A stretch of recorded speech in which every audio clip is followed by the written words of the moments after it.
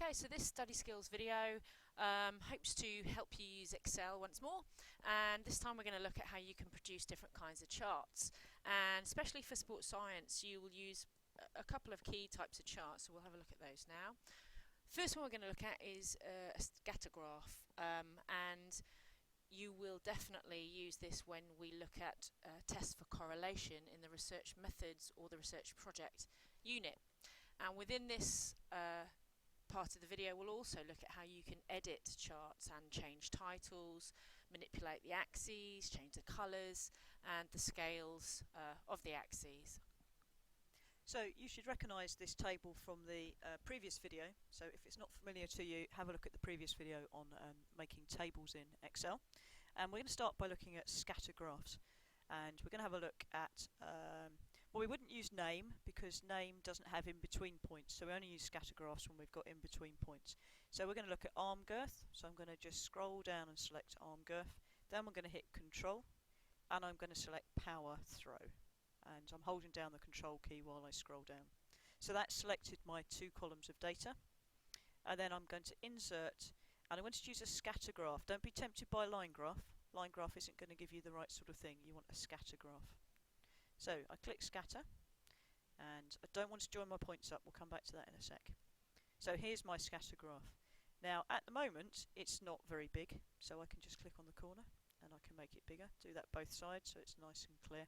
Just like if you were drawing a graph, you want to fill the page. And I'm going to click this chart layout here, layout number 3. And if you click on that, it does lots of the things that you need to get a good quality graph. Okay, so it's given me some axes titles, so I'm going to start there. What were we plotting? We were plotting power, so I've clicked in there, and in here I'm plotting throw, so single click, move the information, and I'm plotting throw, and that was in meters. So bracket and include your units. Okay, so those are my axes titles. Now this graph here has got an enormous white space that isn't telling us anything. So if I click on the axes here, double click on them, I get up some options. So I want to give this a minimum value, which includes my whole data set. So a minimum value of 20 would work. So minimum of 20, and press enter, and straight away my graph's looking good. And down here I want a minimum value of 6, so do the same again, minimum value of 6. Excel will pretty much sort out the maximum values for you, so you don't need to worry about that. Now at the beginning of this little clip I said not to use a line graph. That's because through using this layout up here it puts in a trend line for you, and it's a trend line that you want. That's what you'd call a line of best fit if you were doing it in maths, and that enables you to see if there's anyone exceptional on your graph. Now I would probably delete this at this point. This is called the legend because we've just duplicated that information down here.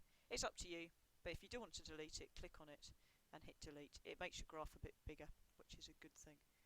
And then I've got this person here who I'm kind of interested in because they're different to the rest of the trend. So if I double click on them, make sure you double click and do marker fill, I can make them a different colour. And that would be a really good thing to do to show that you'd analysed your graph and you were looking for outliers on your graph. One thing I've just noticed actually is there's no title on here. We should have a title. So if for some reason you don't get a title, if you just insert a text box, you can put that anywhere you like on your graph. So this could be the title of my graph. And you could fiddle around with the formatting. I'm fairly sure you can make things look beautiful. It's more dealing with the data that's the problem. So make it nice and big so it stands out. There we go. So that would be the title of your graph. Okay, so the next chart that we're going to have a look at is a bar chart, and you would typically use this when you were presenting data from a test for difference because it's quite nice at showing comparisons. So we're back with our Excel data sheet again, and this time we want to make what you would call a bar chart, but rather distressingly Excel calls this a column. So don't be confused by that. You don't want an Excel bar, you want an Excel column.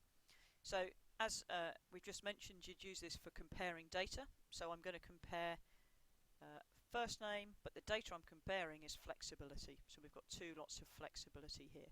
In fact, this isn't greatly headed, is it really? It's not very well headed. So we'll call it flexibility 1 and flexibility 2.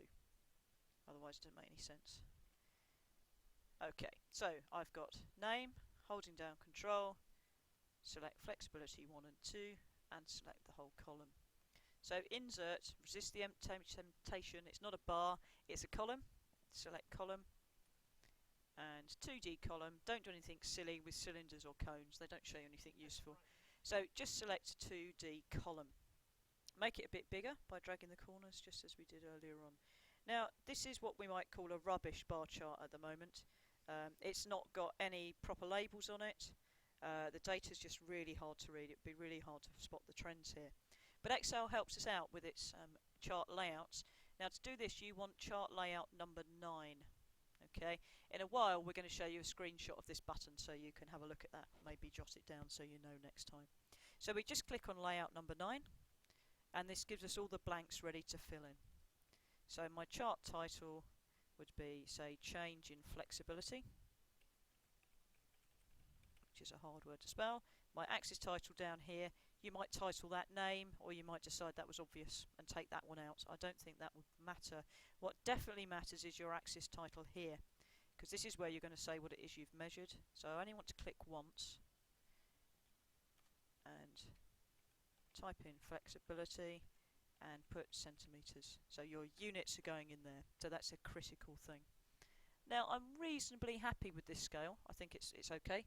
But if I wanted to change the scale, just as with the scatter graph, I can click on the data and I can give a maximum value this time. And so I could say go up to a maximum of 50, and that's going to fill my page a bit better. Again, the legend you want this time, because it's telling you which is flexibility 1 and which is flexibility 2. If you make your chart a bit wider, the data suddenly becomes easier to read. It spreads it out a bit. And if you wanted to change the colours, you can only change them for a series. So you click on the series, and if you go home you can pick your own colour here. So all sorts of different colours we could choose. So we could have an attractive green, and now I double clicked, which gave me different options. So you could do it from here as well, and you can choose fill. It does exactly the same thing. So if you get into double clicking by mistake, don't worry, it takes you through the same options. And now that looks much more like a kind of column that I think some of you might create. Okay, so once you've made your fantastic bar or column chart, we will almost definitely have to import it into Word and then make some discussion or write some analysis regarding what you found or what you see. So you can right click and then either cut or copy, and then right click again and paste it into your Word document, and there it is. However, when you import your chart, what you must do is make sure that you reference it and use that reference in discussion in the text, you know, that you're writing. So you probably, let's call it figure 1, and then you would perhaps also write the title element of that there, so change in flexibility. Now in any text that you're writing about this graph, you would literally just say, in figure 1 you can see that yada yada yada, and it gives you a link to the graph or the chart or the diagram, whatever it is that you've imported. What I do see quite frequently with students is they lump insert something into their document and then just don't talk about it or don't reference it. So it's really important you call it figure 1 or figure 2 or figure 3.